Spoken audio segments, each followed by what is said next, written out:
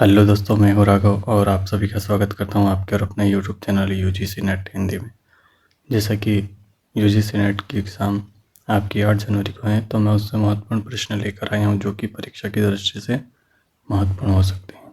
ठीक है, और अगर आप हमारे चैनल पर नए हैं तो प्लीज़ हमारे चैनल को सब्सक्राइब कर लीजिएगा और बेल आइकन को प्रेस कर लीजिएगा ताकि हमारी अगली वीडियो का नोटिफिकेशन आपको आपके मोबाइल पर मिल सके। देखिए दोस्तों, आपके लिए थोड़ी सी मेहनत करते हैं, इसीलिए बस एक लाइक और कमेंट करके भी आप लोग प्रश्न का उत्तर दे सकते हैं। ठीक है, और प्लीज़ अगर आप चैनल पर नए हैं तो प्लीज़ सब्सक्राइब कर दीजिएगा हमारे चैनल को। ठीक है, तो बिना देरी किए हम शुरू करते हैं पहला प्रश्न।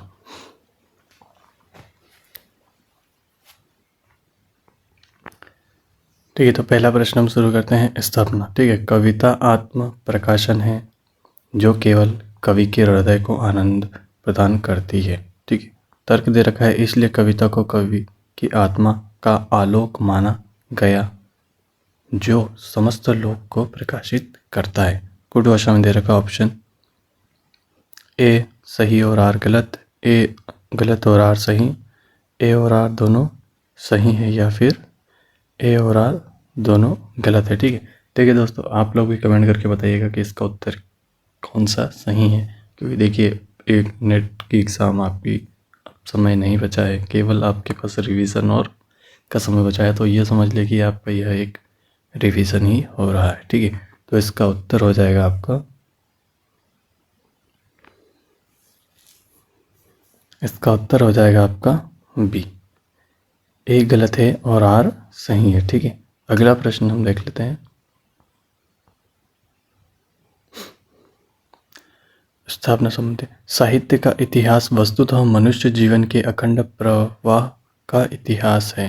तर्क दे रखा है, क्योंकि मनुष्य ही साहित्य का अंतिम लक्ष्य है, क्योंकि मनुष्य ही साहित्य का अंतिम लक्ष्य है। ठीक है, इसमें ऑप्शन दे रखे हैं ए सही और आर गलत, ए और आर दोनों सही है, ए गलत और आर सही है। ठीक है, डी दे रखा है ए और आर दोनों गलत है। ठीक है, तो आप लोग भी कमेंट करके बताइएगा कि इसका उत्तर क्या होगा सही। ठीक है, इसका उत्तर हो जाएगा आपका बी, ए और आर दोनों सही है। ठीक है, अगला क्वेश्चन हम देख लेंगे।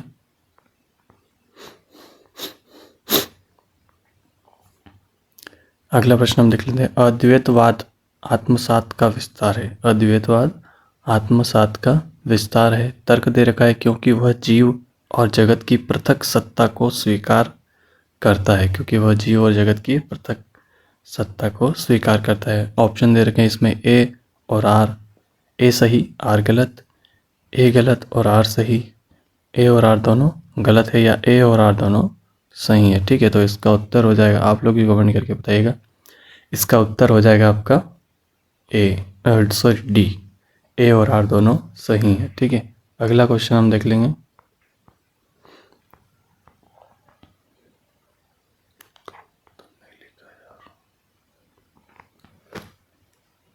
अगला प्रश्न हम देख लेते हैं अभिकथन। ठीक है, प्रगतिवादी कवियों ने अधिकांश प्रकृति के उन्हीं रूपों का चित्रण किया है जिनमें उन्हें मनुष्य के सामाजिक जीवन की कोई गहरी अर्थ छाया दिखाई पड़ती है। ठीक है, तर्क दे रखा है, इसलिए इसमें सुपरिचित ग्राम्य प्रकृति के स्थान पर प्रकृति का वन्य और पर्वतीय रूप चित्रित हुआ है। ठीक है, इसमें ऑप्शन दे रखे हैं ए और आर सही, ए और आर दोनों गलत, ए सही और आर गलत, या फिर ए और आर दोनों सही है। ठीक है, तो इसका उत्तर आप लोग भी कमेंट करके बताइएगा, इसका उत्तर हो जाएगा आपका डी, ए और आर दोनों सही है। ठीक है, अगला क्वेश्चन हम देख लेंगे।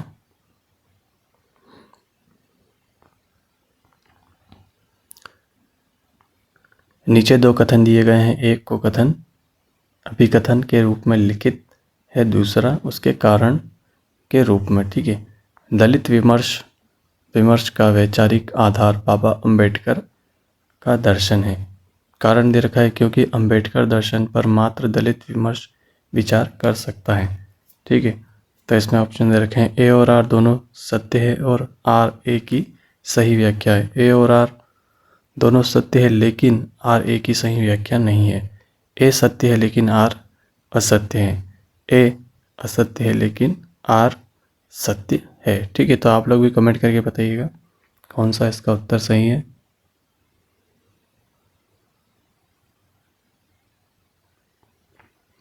तो इसका उत्तर हो जाएगा आपका सी, ए सही है लेकिन आर असत्य है। ठीक है, अगला क्वेश्चन हम देख लेंगे।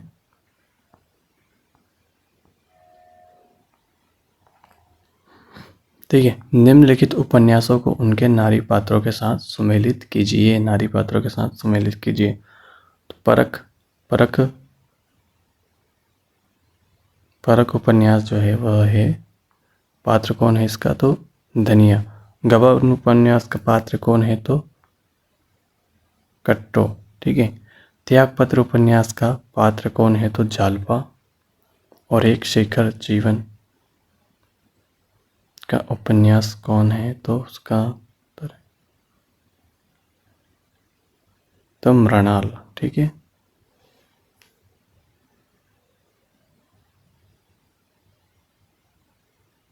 अगला क्वेश्चन हम देख लेंगे।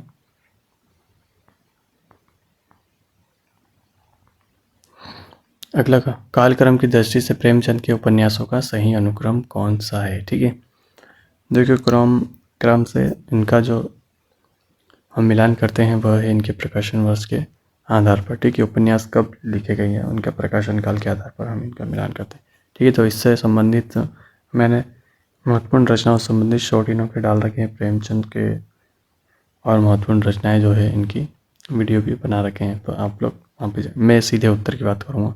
ठीक है, तो इसमें जो पहला इसका उत्तर हो जाएगा आपका ए, सेवा सदन, रंगभूमि, कर्मभूमि और गोदान। सबसे अंतिम रचना थी इनकी गोदान, जो 1936 ईस्वी में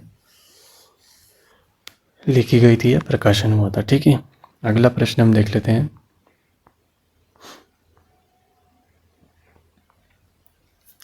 उपन्यासों का उनके पात्रों के साथ सुमेलित कीजिए। ठीक है, उपन्यास रंगभूमि का पात्र कौन है, तो सोफिया। झूठा सच। अगला प्रश्न हम देख लेते हैं।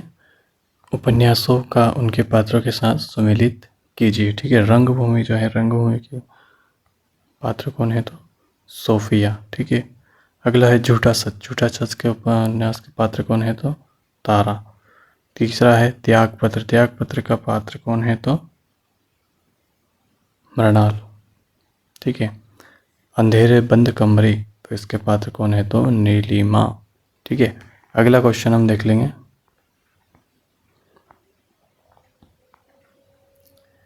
महिला पुलिसकर्मियों के जीवन पर आधारित उपन्यास है। ठीक है, तो ग्लोबल गांव के देवता, गुनाह बेगुनाह, मुन्नी मोबाइल और जिंदा मुहावरे। ठीक है, तो इसका उत्तर आप लोग भी कमेंट करके बताइएगा। इसका उत्तर हो जाएगा आपका बी, गुनाह बेगुनाह। ठीक है, अगला प्रश्न हम देख लेंगे।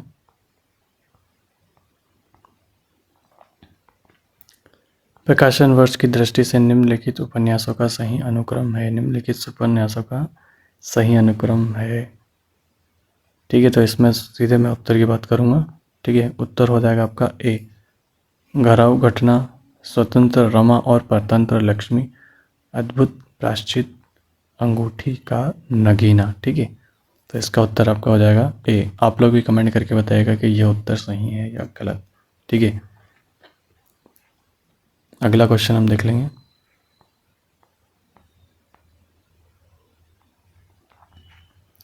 प्रकाशन वर्ष के अनुसार फणीश्वर नाथ रेणु के उपन्यासों का सही अनुक्रम है। तो इसका उत्तर हो जाएगा आपका ए, मेला, अचल, परवर्ती परिकथा, दीर्घ तपा और जुलूस। ठीक है, अगला क्वेश्चन हम देख लेंगे। अगला प्रश्न हम देख लेते हैं। बम्बई के मजदूर संगठनों के जीवन संघर्ष पर आधारित उपन्यास है। तो इसमें ऑप्शन दे रखे हैं आवा,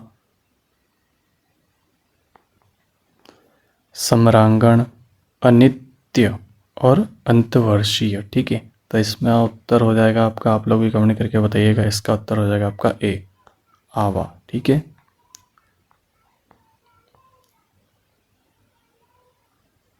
अगला क्वेश्चन हम देख लेते हैं। अगला प्रश्न है, निम्नलिखित में से किस उपन्यास का संबंध अप्रवासीय जीवन से है? अप्रवासीय जीवन से है। ऑप्शन दे रखे हैं, वे दिन, लाल पसीना, लेकिन दरवाजा और निर्वासन। ठीक है, तो इसका उत्तर हो जाएगा आपका बी, लाल पसीना। ठीक है, अगला प्रश्न हम देख लेते हैं। निम्नलिखित में से किस उपन्यास को स्त्री लेखन का प्रस्थान बिंदु माना जाता है? प्रस्थान बिंदु माना जाता है। तो इसमें दे रखा है मित्रों मरजानी, कठगुलाब, आवा और चाक। ठीक है, तो इसका उत्तर हो जाएगा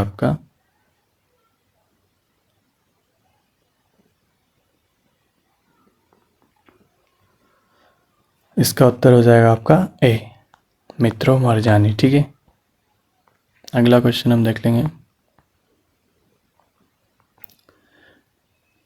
कर्नट कबीलों के जीवन यथार्थ के विविध पक्षों पर आधारित उपन्यास है। पक्षों पर आधारित उपन्यास है। तो इसमें ऑप्शन दे रखे हैं, कोई अजनबी नहीं, नरक कुंड में वास, कब तक पुकारूं। ठीक है, अंतिम दे रखा है किस्सा गुलाब का। तो इसका ऑप्शन आप लोग भी कमेंट करके बताइएगा कि इसका उत्तर क्या होगा। ठीक है, इसका उत्तर हो जाएगा आपका सी, कब तक पुकारूं। ठीक है, अगला क्वेश्चन हम देख लेंगे।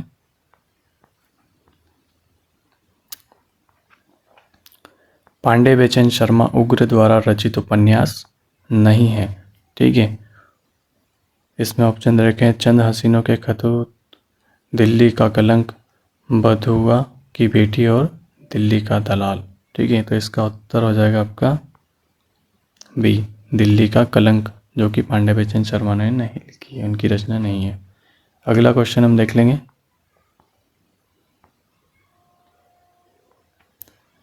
डॉक्टर गोपाल राय के अनुसार हिंदी में नॉवेल के अर्थ में उपन्यास पद का प्रथम प्रयोग किसने किया है? तो इसमें ऑप्शन दे रखे हैं, भूदेव मुखोपाध्याय, राधाचरण गोस्वामी, महावीर प्रसाद द्विवेदी और भारतेंदु। ठीक है, तो इसका उत्तर हो जाएगा आपका भारतेंदु हरिश्चंद्र। ठीक है, अगला प्रश्न हम देख लेते हैं। सॉरी,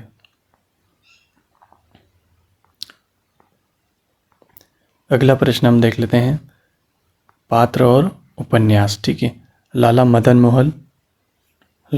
मोहन का उपन्यास है तो परीक्षा गुरु। नाहर सिंह का उपन्यास है तो नूतन ब्रह्मचारी। ठीक है, ये यहाँ पे आ गया है, थोड़ा प्रिंटिंग चेक हो गई है। नूतन ब्रह्मचारी। लाला भगवान दास का उपन्यास है तो वामा शिक्षक। वासुदेव शास्त्री का उपन्यास है तो भाग्यवती। ठीक है, अगला प्रश्न हम देख लेंगे। आप लोग भी कमेंट करके बताइएगा कि यह उत्तर सही है या गलत है। ठीक है,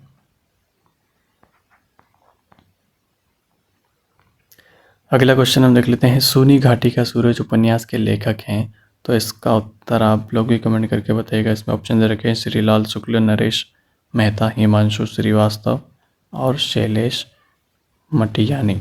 ठीक है, तो इसका उत्तर हो जाएगा आपका ए, श्रीलाल शुक्ल। अगला क्वेश्चन हम देख लेते हैं, प्रकाशन वर्ष के अनुसार निम्नलिखित उपन्यासों का सही अनुक्रम है। ठीक है, तो इसमें आपको सीधे उत्तर की बात करूंगा, सीधे उत्तर बता देता हूँ आपको। 20 का उत्तर हो जाएगा आपका बंटी, चितकोबरा, शालमली और कठगुलाब। ठीक है, अगला प्रश्न हम देख लेंगे। फणीश्वर नाथ रेणु के किस उपन्यास में पूर्वी पाकिस्तान से विस्थापित होकर बिहार के पूर्णिया जिले में आए हिंदू शरणार्थियों की दारुण कथा का चित्रण है? तो इसमें ऑप्शन दे रखा है, ए मेला अचल, जुलूस, पढ़ती परी कथा और कलंक मुक्ति। ठीक है, तो इसका उत्तर हो जाएगा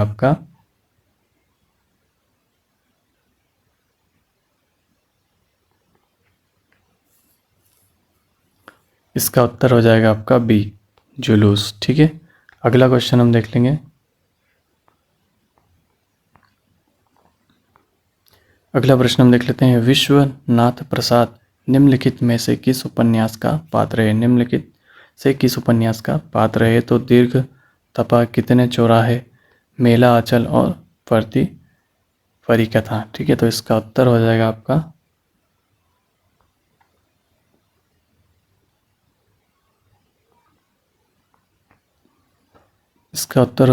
सी, मेला आंचल। ठीक है, अगला क्वेश्चन हम देख लेंगे।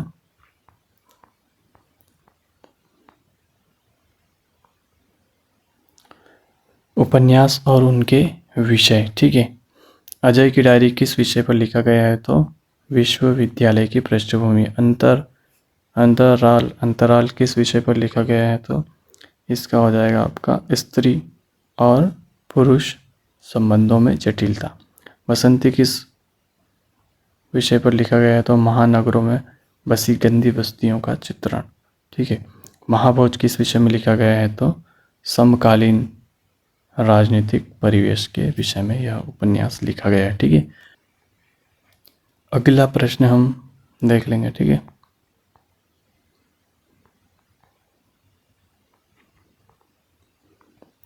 अगला प्रश्न देश विभाजन के प्रसंग पर आधारित उपन्यास है। देश विभाजन के प्रसंग पर आधारित उपन्यास है, तो पहला है झूठा सच, तमस, कितने पाकिस्तान, छोटे छोटे महायुद्ध। ठीक है, तो इसका उत्तर आप लोग भी कमेंट करके बताइए गुड भाषा में। तो इसका उत्तर हो जाएगा आपका डी। ठीक है, क्या हो जाएगा आपका डी, झूठा सच, तमस और कितने पाकिस्तान। ठीक है, अगला क्वेश्चन हम देख लेंगे।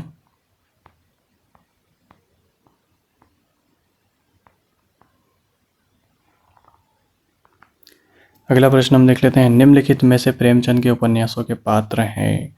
निम्नलिखित में से प्रेमचंद के उपन्यासों के पात्र हैं, तो कृष्णचंद्र, सोफिया, हरिप्रसन्न और गजाधर। तो इसका उत्तर हो जाएगा आपका, ऑप्शन दे रखे इसमें, इसका उत्तर हो जाएगा आपका, आप लोग भी कमेंट करके बताइएगा। ठीक है, इसका उत्तर हो जाएगा आपका सी, कृष्णचंद्र, सोफिया और गजाधर। ठीक है, यह सभी प्रेमचंद के उपन्यासों के पात्र हैं। ठीक है, अगला क्वेश्चन हम देख लेंगे।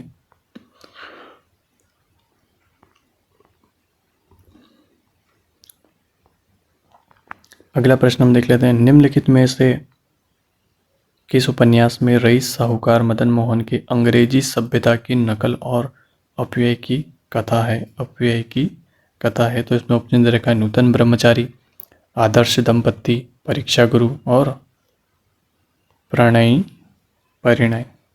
ठीक है, तो इसका उत्तर हो जाएगा आपका, आप लोग भी कमेंट करके बताइएगा। ठीक है,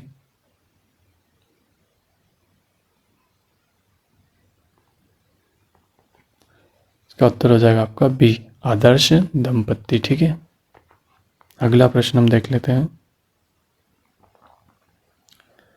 जगपति की बीमारी और बेरोजगारी से उपजी आर्थिक मजबूरियों से त्रस्त पत्नी चंदा की कहानी है। तो किस में दे रखा है यह? तो इसमें दे राजा निर्बसिया, नीली झील, सफ़ेद तितलियाँ और सीने का दर्द। ठीक है, तो इसका उत्तर आप लोग भी कमेंट करके बताइएगा। इसका उत्तर हो जाएगा आपका ए, राजा निर्बसिया। ठीक है,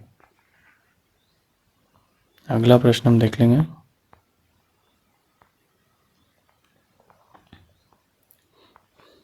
अगला क्वेश्चन हम देख लेते हैं, राजा निर्बसिया कहानी के पात्र हैं। राजा निर्बसिया कहानी के पात्र हैं, तो महेश पांडे, बच्चन सिंह, सरदारी लाल और जगपति। ठीक है, तो इसका उत्तर हो जाएगा आपका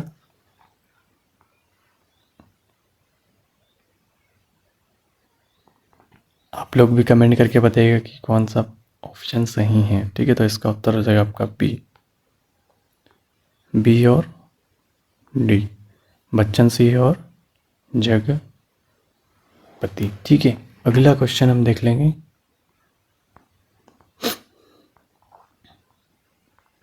अगला प्रश्न, प्रकाशन वर्ष के अनुसार निम्नलिखित कहानी संग्रहों का सही अनुक्रम है। सही अनुक्रम है, तो इसका मैं सीधे उत्तर की बात करूंगा। इसमें हो जाएगा आपका ऑप्शन ए, शरणार्थी, परिंदे, कामरेड का कोट और डायन। ठीक है, अगला प्रश्न हम देख लेंगे।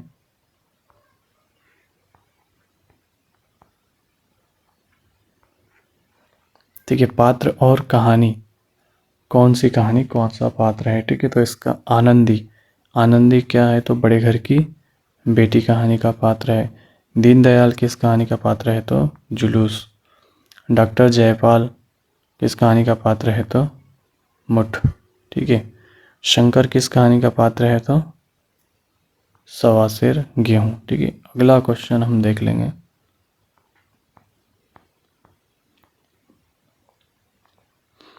अगला प्रश्न देख लेते हैं, सूची मिलान कीजिए, ठीक है।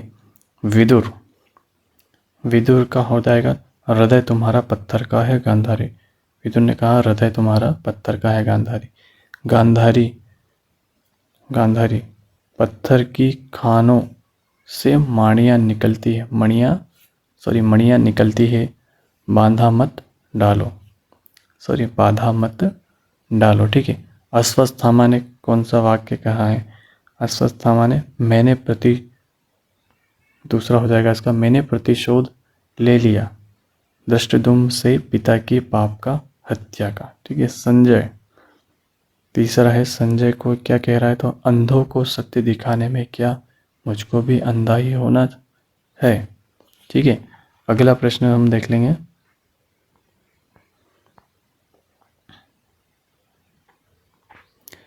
अगला प्रश्न हम देख लेंगे, क्या कहा मैं अपना अखंड करता हूँ, ठीक है तो मैं अपना अखंड करता हूँ, मैं विराट हूँ, मैं समूहों में समोय हूँ, ठीक है। यह पंक्ति किस कवि की है, तो इसका उत्तर आप लोग बताइए कमेंट करके। ऑप्शन दे रखे हैं, जयशंकर प्रसाद, सुमित्रा नंदन पंत, सूर्यकांत त्रिपाठी निराला और रामधारी सिंह दिनकर, ठीक है। तो इसका उत्तर हो जाएगा आपका, इसका उत्तर हो जाएगा आपका सी, सूर्यकांत त्रिपाठी निराला की यह पंक्तियां हैं, ठीक है। अगला क्वेश्चन हम देख लेंगे।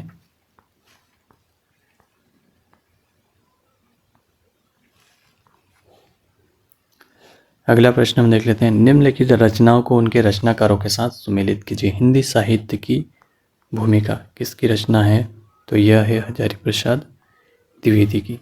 हिंदी साहित्य का आलोचनात्मक इतिहास किसकी रचना है, तो यह है राम कुमार वर्मा की। उत्तरी भारत की संत परंपरा किसकी रचना है, तो यह है परशुराम चतुर्वेदी की।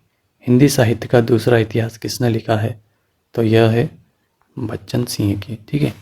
अगला क्वेश्चन हम देख लेंगे।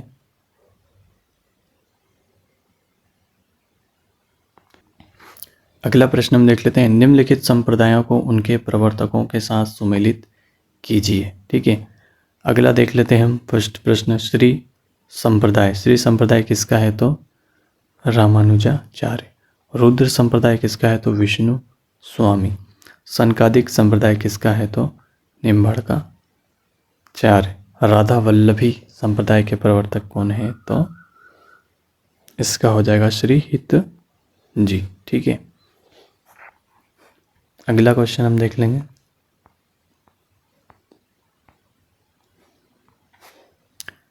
कबीर की अपेक्षा खुसरो का ध्यान बोलचाल की भाषा की ओर अधिक था, किसका कथन है, तो इसका उत्तर हो जाएगा आपका डी, रामचंद्र शुक्ल, ठीक है। अगला क्वेश्चन हम देख लेंगे।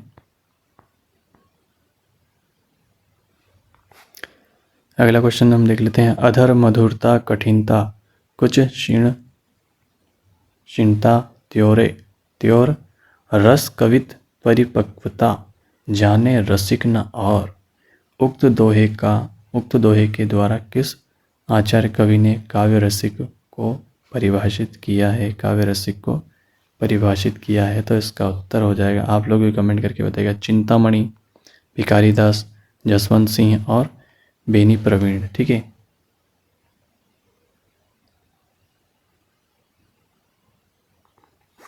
इसका उत्तर हो जाएगा आपका बी, भिखारी दास, ठीक है। अगला क्वेश्चन हम देख लेंगे।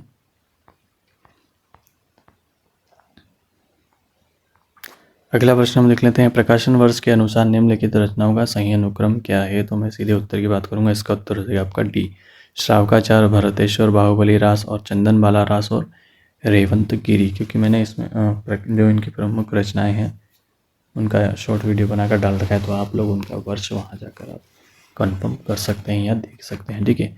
और अगर आप लोग कमेंट करके बोलेंगे तो मैं इन सभी रचनाओं का प्रकाशन वर्ष से संबंधित एक अलग से वीडियो बनाकर आपके लिए डाल दूंगा, ठीक है। बस आप लोग कमेंट कीजिएगा और वीडियो को लाइक कीजिएगा कि सर ये चीज़ें आपको डालनी है, ठीक है। तो मैं आपको लिए एक स्पेशल अलग वीडियो बनाकर उसमें इनकी रचनाओं से संबंधित इकाई 1 से लेकर 10 तक की सभी रचनाओं का प्रकाशन वर्ष आपको मैं इसमें एक वीडियो बनाकर डाल दूंगा, ठीक है। तो बढ़ते हैं हम अगले प्रश्न की ओर।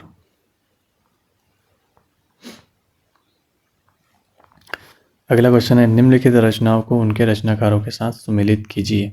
जस मयंक जस चंद्रिका, ठीक है। तो इसकी रचना है तो मधुकर कवि की। पृथ्वीराज रासो किसकी रचना है तो चंद्रवरदाई की। श्रावकाचार्य किसकी रचना है तो देवसेन की, ठीक है। नेमिनाथ रास किसकी रचना है तो सुमति मणि की। अगला क्वेश्चन हम देख लेंगे तर्क से संबंधित, ठीक है। स्थापना, मनुष्य को कर्म में प्रवृत्त करने वाली मूल प्रवृत्ति भावात्मिका है, लेकिन तर्क बुद्धि या विवेचना के बल से हम किसी कार्य में प्रवृत्त नहीं होते। तर्क दे रखा है क्योंकि जहाँ जटिल बुद्धि व्यापक के अंततर किसी कर्म का अनुष्ठान देखा जाता है, वहाँ भी तह में कोई भाव या भावना छिपी रहती है, ठीक है। तो इसका उत्तर आप लोग भी कमेंट करके बताइएगा।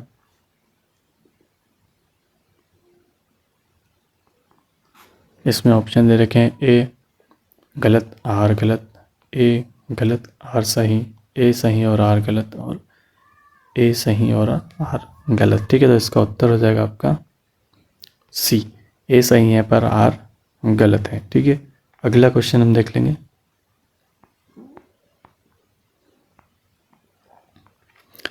कंठोय ध्वनि का उदाहरण है तो इसका उत्तर हो जाएगा ओ।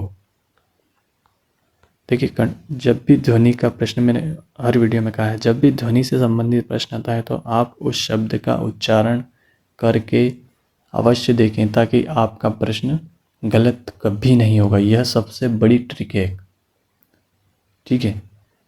ध्वनि शब्दों को पहचानने की सबसे बढ़िया जो ट्रिक है वह है शब्दों का उच्चारण करके, या हम उसे बोल कर देख सकते हैं कि वह शब्द कहाँ से निकल रहा है, ताकि हमारा प्रश्न गलत हो ही नहीं। 2 नंबर हमारे कहीं नहीं जाएंगे, ये 2 नंबर हमारे पक्के हैं, ठीक है।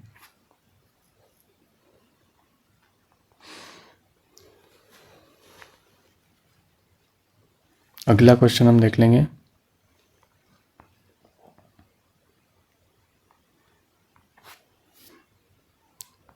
काव्य का उत्कर्ष केवल प्रेम भाव की कोमल व्यंजना में ही माना जा सकता है, व्यंजना में ही माना जा सकता है। तर्क दे रखा है, क्रोध जैसे उग्र एवं प्रचंड भावों के विधान के साथ साथ करुण भाव की अभिव्यक्ति से काव्य में पूर्ण सौंदर्य के साक्षात्कार होते हैं, ठीक है। तो इसमें ऑप्शन दे रखा है, ए और आर दोनों सही, ए गलत, आर सही। ए और आर दोनों गलत है, या फिर ए सही या आर गलत है, ठीक है। तो इसमें इसका उत्तर हो जाएगा आपका बी, ए गलत, आर सही, ठीक है। अगला क्वेश्चन हम देख लेंगे। अगला प्रश्न हम देख लेते हैं, अवधि का विकास किस अपभ्रंश से हुआ है तो इसका उत्तर हो जाएगा आपका सी, अर्धमागधी, ठीक है। आप लोग भी कमेंट करके बताइएगा। अगला प्रश्न हम देख लेते हैं, इनमें से किसको संविधान की 8वीं अनुसूची में सम्मिलित नहीं किया गया, ठीक है, सम्मिलित नहीं किया गया है तो इसका उत्तर हो जाएगा आपका सी, ब्रज भाषा, ठीक है। अगला क्वेश्चन हम देख लेंगे।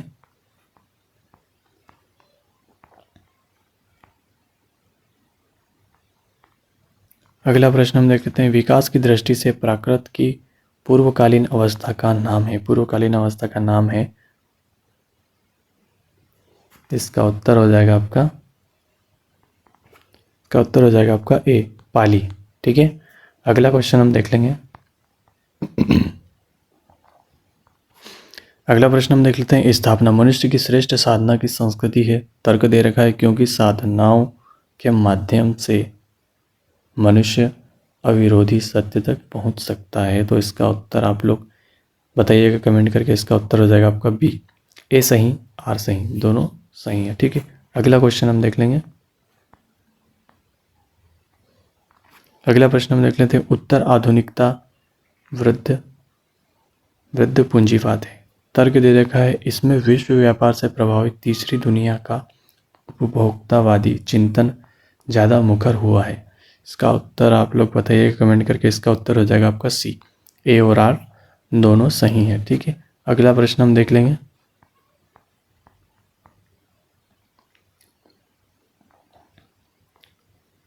अगला प्रश्न हम देख लेते हैं। सुनहि कथा कोई कौन निर्गुण की, रची पची बात बनावत सगुन, समुर प्रकट देखियत तुम तरण की ओट दुरावत।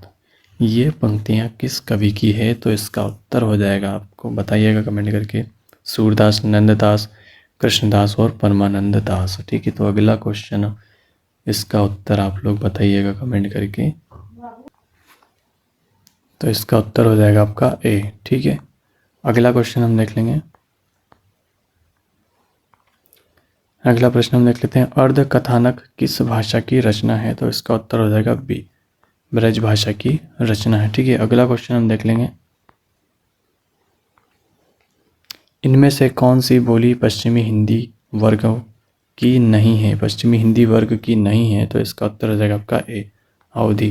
ठीक है, आप लोग भी कमेंट करके बताइएगा कि यह उत्तर सही है या नहीं है, क्योंकि आप लोगों की प्रैक्टिस होती रहेगी, ताकि आप जब पेपर देने जाएं यूजीसी नेट का तो आपका प्रश्न कोई गलत ना हो। ठीक है, तो यह एक प्रैक्टिस सेट के रूप में देखिएगा, क्योंकि इसी में से भी प्रश्न पूछे जा सकते हैं। ठीक है, अगला प्रश्न और अंतिम हमारा प्रश्न हम देख लेते हैं। ठीक है,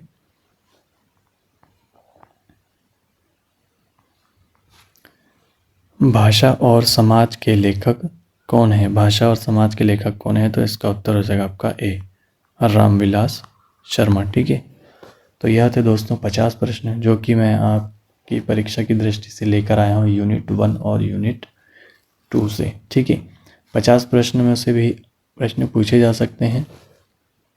और अगर आपको यह वीडियो अच्छा लगा हो तो प्लीज़ दोस्तों एक लाइक, शेयर और कमेंट कर दीजिएगा, ताकि इससे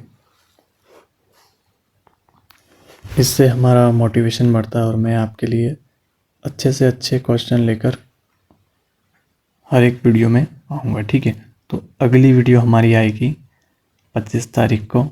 ठीक है, तो उसमें हम बात करेंगे यूनिट 2 और यूनिट 3 से महत्वपूर्ण प्रश्न, जो कि 100 प्रश्न होंगे हमारे। ठीक है, तो मिलते हैं अगली वीडियो में। धन्यवाद, नमस्कार।